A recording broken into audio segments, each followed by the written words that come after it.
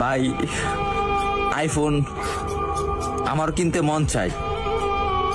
বাবার একদিন বলছিলাম, বাবা আমার একটা আইফোন কিনে দিবা।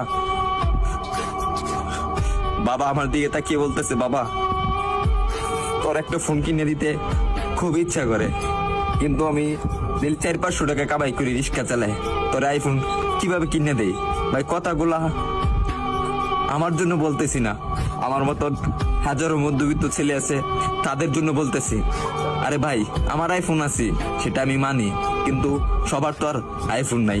কিছু পোলাপান আছে নতুন নতুন শার্ট পরে, নতুন নতুন প্যান্ট পরে, নতুন নতুন সানগ্লাস পরে, 2 দিন পরে পরে আইফোন পাল্টায়।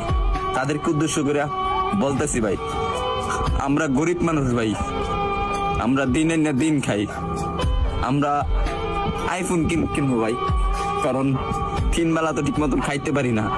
পরে হঠাৎ একদিন বাবা কষ্ট করে প্রতিদিন 100 টাকা করে জমায়া একদিন আমাকে 14,000 টাকা দিল। 14,000 টাকা দেওয়ার পরে একটা আমি 6S কিনলাম। 6S কেনার পরে আমি ভিডিও শুরু করলাম। ভিডিও শুরু করে এই যে ভিডিও দিতেছি আপনাদেরকে, হয়তো আপনারা ভাবেন যে আমি কথাগুলা বলি লাইক ভিউ পাওয়ার জন্য।